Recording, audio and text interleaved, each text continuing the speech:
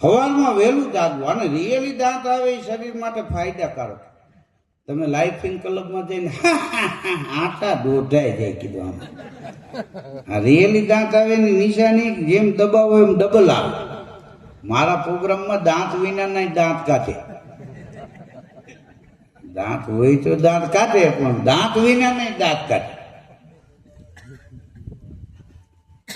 બાપા દવાખાને ગયા ને ડોક્ટર કે બહુ રાતે તાવ આવ્યો ને સાહેબ ટાઈટ બહુ ચડી. તો કે દાંત કચી ગયા એવી ચડી હતી. તો કે તો ડાબલીમાં નીચે પડ્યા હતા, ખાટલા નીચે. હવે ડખ પૂછ્યા હોય મને ખબર નહીં. આ વડીલોને હું કહું છું, હવે તમે વડીલોમાં ગણાય કે આ સોગછા કરાવ્યા પછી સોગછાનું જતન કરી છે ને એટલું દાંતનું કર્યું હોત તો સોગછા કરાવવા ન પડ્યા હોય. હા, આને 3 વાર સાફ કરે તે હાજા હતા એને કર્યા હોત તો વાંધો હું હતો.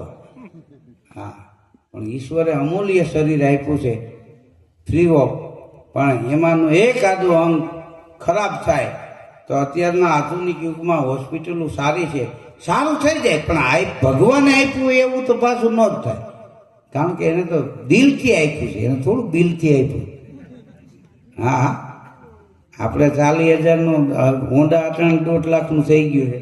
હા, એ 1.5 લાખ ભર્યા પછી એસેસરીઝને અલગ થાય, આજીવન ટેક્સને, હા, પાર્સિંગને, નંબર પ્લેટને, હોરનને, લાઇટોને અલગ.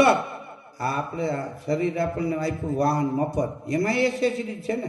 માણસ જન્મે ત્યારે દાંત ન હોય, અલગ ફિટ થાય. એ છોકરું રમતું હોય ને દાંત ફિટિંગ થતા હોય.